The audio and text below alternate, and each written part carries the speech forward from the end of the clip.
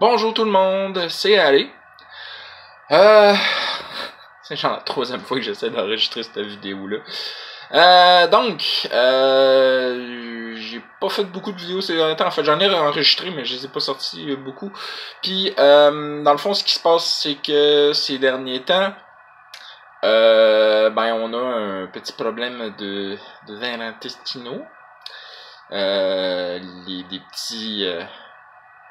Des petits minuscules là, qui... Enfin bref, ça nous force à faire énormément de lavage. Alors donc, j'ai énormément de linge à plier. Fait que je me suis dit, je vais faire une vidéo. Puis, je voulais parler de mes changements récents dans les games. On va commencer par la game... mon équipe régulière, que ça fait 15 ans que je joue avec. Puis, Pathfinder. Principalement, en tout cas. Alors, je sais pas si vous en souvenez, j'avais parlé que le maître de jeu actuel, parce qu'on est presque tous des maîtres de jeu autour de la table, ça filait pas pour lui. Parce qu'on joue une game pré-écrite qui s'appelle Iron God. Pré-écrite, dépendamment des personnes, c'est super cool ou c'est de la merde. Pré-écrite, nous autres on aime ça parce que c'est une aventure toute faite, qu'on sait déjà de quoi ça a l'air, puis que on a le goût de la jouer celle-là, surtout moi parce que il y a des guns au laser, c'est mettre Star Wars dans Donjons et Dragons, là, tu sais. Mais c'est ça, Golarion, il y a un pays où est-ce qu'il y a il y a des robots, il y a des robots extraterrestres puis des extraterrestres, alors que dans un pays de barbares puis de mages fous qui essaient d'apprendre la technologie des autres planètes.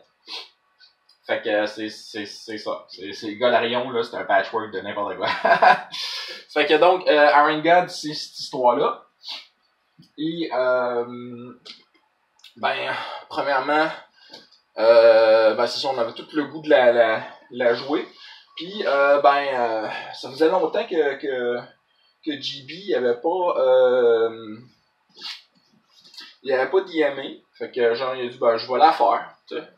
Sauf que, entre-temps, sa situation familiale a changé, lui, puis il y a moins en moins de temps pour se préparer pour faire la game. GB est un excellent DM quand il improvise. Toujours capable de faire une game le fun. Puis son système préféré pour faire jouer à du monde, c'est World of Darkness. Puis il fait des très très bonnes aventures. Par contre, s'est rendu compte que de lire un bouquin puis de nous le faire jouer, il aime pas ça. Parce qu'il est obligé de le lire beaucoup, ça demande beaucoup de préparation, puis c'est pas ce genre de DM-là. Ça s'en est rendu compte seulement récemment, principalement à cause que du fait justement que c'est ça, avec sa famille, ça change un peu, puis le rythme change et il y a moins de temps pour ça, fait que pour lui, une game de jeu de rôle, c'est de la détente. Puis il se détend pas en faisant ça. T'sais? En faisant de même, il se détend pas du tout. On a eu plus de fun, et lui y compris, en faisant en improvisant des trucs amusants sur cette game-là. Puis ça nous a plus marqué que l'histoire en tant que telle. C'est pour vous dire que c'est pas le bon genre de DM pour ça. Il est plus à l'aise avec des systèmes beaucoup plus narratifs, puis qu'on n'a pas d'histoire toute faite. D'ailleurs, il aime aussi Cypher, mais il l'a pas encore appris. Fait que... Donc, bref, moi, ça faisait un bout de temps que je me disais, ça va pas, parce que ça faisait longtemps qu'on n'avait pas joué à ce jeu-là, puis on se tournait toujours vers des games secondaires ou des one-shots, des trucs comme ça, parce que ça ne tentait pas de gamer. Fait que suite à de longues discussions entre lui et mon ami Alex, lors d'un road trip pour aller chercher un outil à quelque part à Saint-Fond-du-Rang pour un prix ridicule, ils en ont discuté. Puis Alex, qui est un très très bon maître de jeu, aussi, on est tous des bons maîtres de jeu, soit dit en passant autour de la table, à part Geneviève, Geneviève qui est une amie de très très longue date, que ça fait que pendant longtemps, au début, elle jouait avec nous autres. Après ça, pendant longtemps, elle n'avait pas rejoué parce que ses priorités avaient changé. Puis là, ses priorités ont encore changé, puis elle veut s'amuser avec nous autres, fait qu'elle veut nous jouer. Et ça chante la dynamique autour de la table, c'est le fun. Fait que, tu sais, on a principalement 4 games là-dedans. Donc, Alex a dit qu'il allait reprendre la game. C'est lui qui allait devenir le DM. Puis il allait abandonner son personnage de marchand, comment ça s'appelle, summoner, pour à la place genre devenir le maître de jeu. Son personnage allait comme devenir un PNJ, je sais pas trop. Puis son comment ça s'appelle, GB se fait un kinéticiste, un genre d'équivalent de Avatar de Last Airbender, là, parce que j'ai cru comprendre, pour vraiment regarder beaucoup c'est quoi cette classe-là, c'est une des nouvelles classes. Et va devenir, je sais pas trop, ça va changer la dynamique, parce que là on n'aura plus de healer, en même temps on est niveau 5, fait que on va plus se concentrer sur des potions, je pense. Puis genre, on va s'arranger autrement. Et je viens d'avoir une idée. On pourrait tout simplement s'engager quelqu'un pour nous suivre et nous healer. Ça pourrait être simple. Juste simple de même. Je vais calculer ça. Fait que donc c'est ça. Puis pour quand on sera pas le nombre requis de personnes pour jouer, à la place on va se tourner vers Cypher comme game secondaire.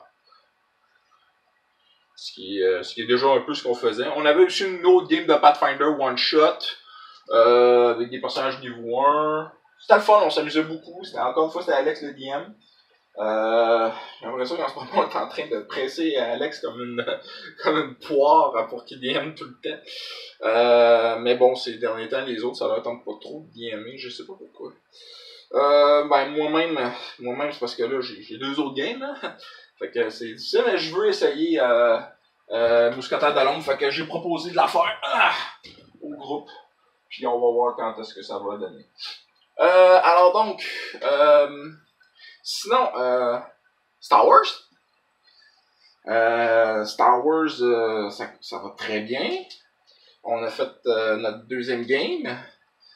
Alors, en résumé, ils ont quitté la planète avec un vaisseau volé. Évidemment, ils se sont fait chasser par des tailles. Ils ont réussi à s'en débarrasser.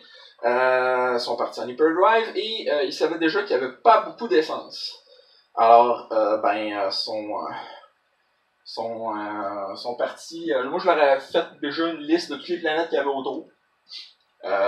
Puis, genre, vraiment, uniquement en regardant dans la carte, la vraie carte, là. La carte de la galaxie. Puis, j'ai listé, puis je leur ai dit, celle-là, oui, ça va bien, vous allez être capable de vous y rendre facilement, celle-là, c'est plus difficile. Puis la seule que c'était la plus difficile, c'était la plus intéressante, c'était Ordmantel. Et évidemment, ils ont pris Ordmantel. C'est juste que, genre, se sont arrangés pour utiliser moins d'essence en utilisant un slingshot gravitationnel. Et c'est ça. Ils sont arrivés avec un... Ils ont fait un critique à l'atterrissage, mais l'approche en rentrée atmosphérique, ça n'a pas été super, là. Ça a été vraiment limite. Et fait qu'une chance qu'ils ont fait un critique pour atterrir. Fait que là, Arrivés sur place, ils ont pas beaucoup d'argent. En fait, pour essayer, ils ont presque plus rien, puis c'est la planète que ça coûte le plus cher à atterrir. Fait qu'ils se ramassaient presque en banqueroute. Fait que donc, pendant le voyage, ils ont exploré le vaisseau, parce que c'est un vaisseau volé. Fait que qu'est-ce qu'il y avait à bord, et j'ai été random. C'est pas mal le mot d'ordre de cette game-là. Je veux préparer moins, parce que celle de Sailor Moon va devoir me demander beaucoup plus de préparation. Et je vais randomiser beaucoup plus. En même temps, ça me fait me repratiquer à imaginer puis à créer, parce que je préparais toujours beaucoup d'avance, puis il faut que je me repratique le cerveau à être rapide et efficace. Alors donc, j'ai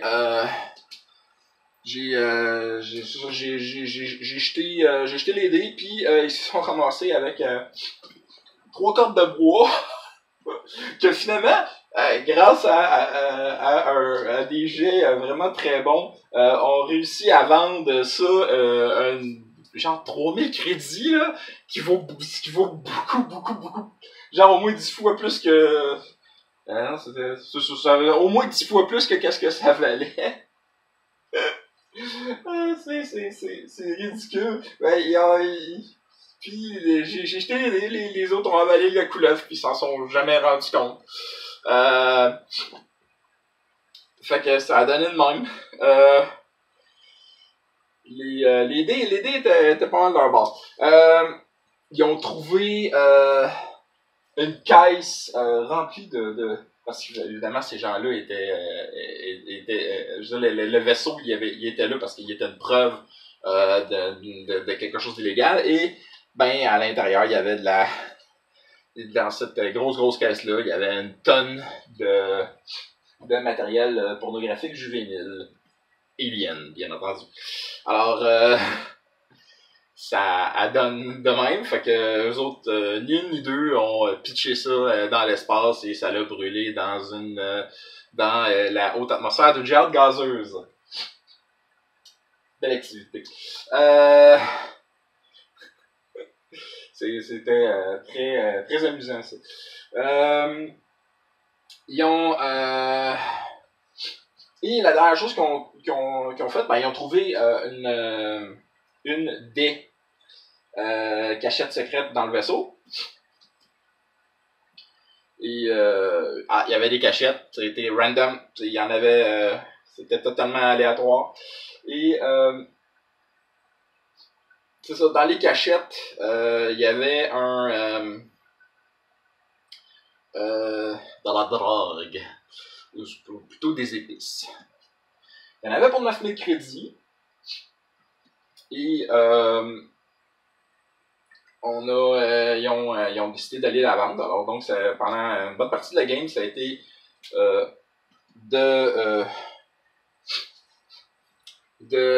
d'aller voir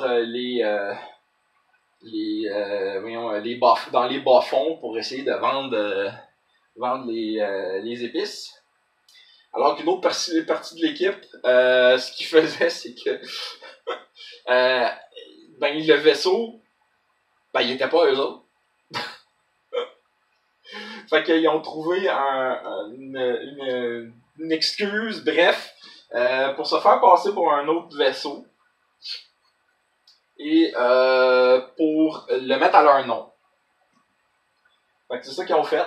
Puis grâce à beaucoup de diplomatie, de red tape et de beaucoup de choses comme ça, ils ont fini par réussir à avoir le vaisseau. Mais le problème, c'est que ça coûtait vraiment très cher. Fait que, tu sais, même gazer, il n'y avait pas l'argent pour gazer, ni pour acheter les permis en arrivant là. Fait que c'est un pur hasard qu'ils ont réussi à vendre leurs items qu'il y avait à bord pour se faire de l'argent. J'avais laissé des hooks pour qu'ils puissent se faire un peu d'argent, mais bizarrement s'ils n'en ont pas vraiment eu besoin. Ça a donné de même. Bon, maintenant, je suis un peu plus rendu à serrer le linge que d'autres choses. D'accord. Donc, là, on est rendu à la game de Sailor Moon. Alors, pour Sailor Moon, j'ai eu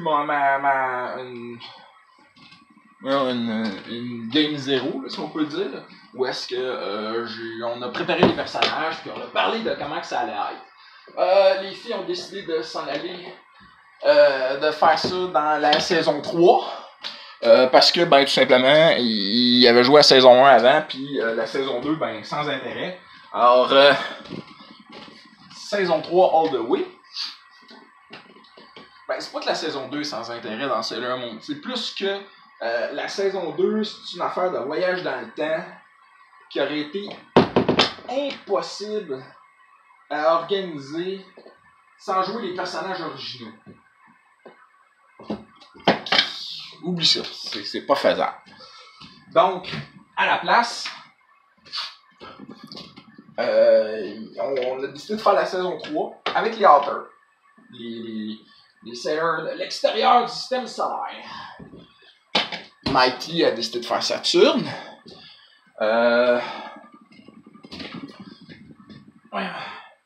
Patricia fait Pluton.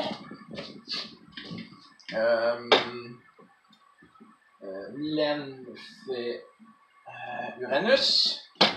J'ai personne pour faire Neptune, mais Marianne, elle, a fait une des nouvelles planètes, là. Meia, je me souviens plus.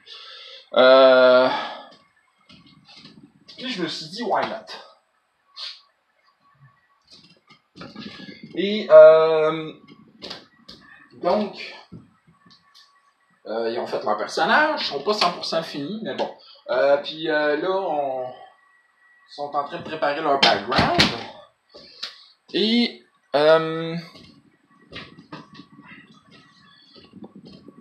la game est lundi, le 24, jour de congé. Alors,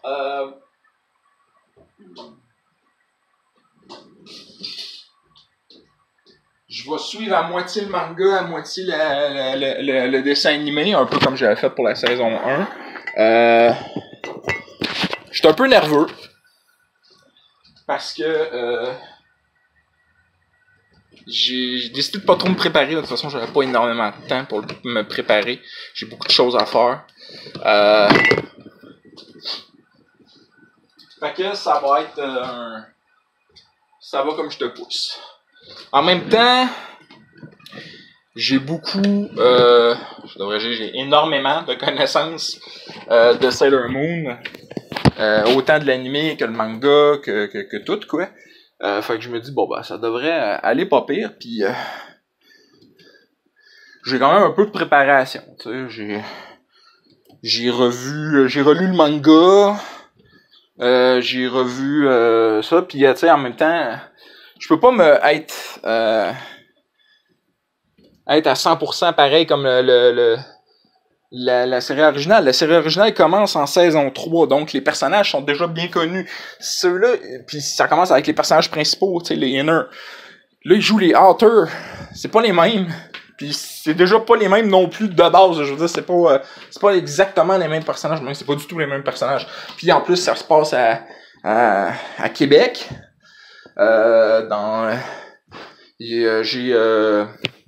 J'ai ressorti l'école Infinité, ou Mugen, comme ça s'appelle en japonais, mais moi j'ai décidé de donner le nom francophone d'Infinité. L'école Infinité à Québec. Fait que, dans le fond, j'ai eu une vision, dans le fond, quand que je me suis en allé travailler, puis je passais à côté d'un building en me disant « Wow, ce building-là, il est gros. » Ben, je le connaissais déjà, mais tu sais, pour une fois, j'ai regardé dans sa direction et je disais « Il est gros. Il ferait une bonne école Infinité. » Je veux dire, il est gigantesque, comme l'école Infinité. Dans le fond, j'ai rien qu'à changer son nom, puis that's it. On n'a rien qu'à dire, bon, ben, c'est ça l'école Infinité. Dans Sailor Moon, l'école Infinité est une école nouvellement construite, qui part de la garderie jusque jusqu'à l'université.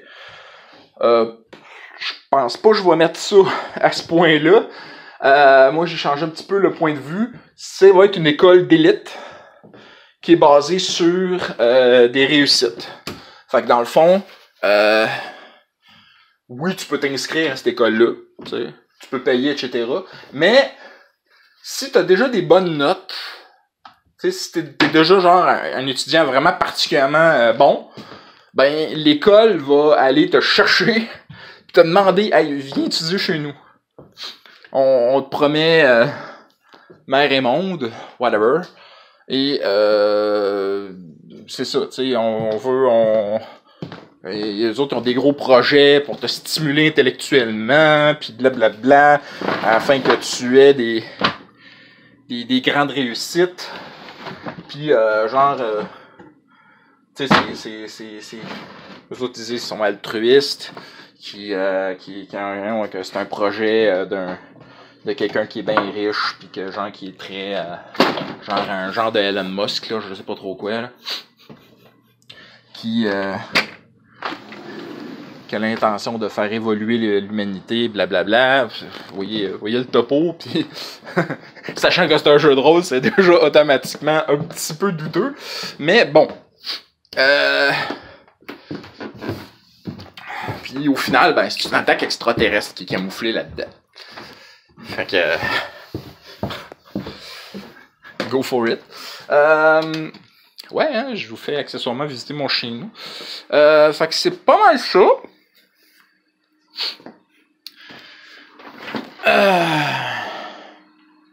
C'est pas mal ça que mes nouvelles games de quoi ça a l'air ces derniers temps. À soir, j'ai une game justement de Pathfinder. Ça va être la première fois qu'on revient à qu'est-ce qu'on faisait. Puis là, j'ai une game lundi. Là, ce qui me gosse avec la nouvelle joueuse, c'est que elle a souvent des trucs qui changent dans son horaire. Tu sais, souvent, elle va me retontir alors qu'on a une date puis des heures prédéfinies pour faire la game. Elle dit finalement, j'ai quelque chose après, tu sais. Moi, le monde qui s'overbook, là, ça me gosse, ok? Si tu me dis d'avance, si genre, ok, on a un groupe là, pis que genre des fois on peut pas jouer. Mais tu sais, d'habitude on se dit genre une semaine en avance, ouais, finalement ça fitera pas. Ou à moins qu'il y ait une urgence, regarde, je suis malade comme un chien, je viendrai pas. Encore là, être malade comme un chien, on peut la faire. Mais là, le gars, écoute, c'est la première, là, ok?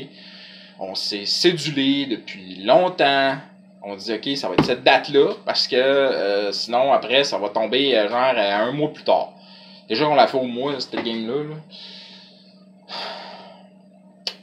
Puis là, elle nous arrive à 4-5 jours. Ouais, il faut qu'on finisse à 3h30.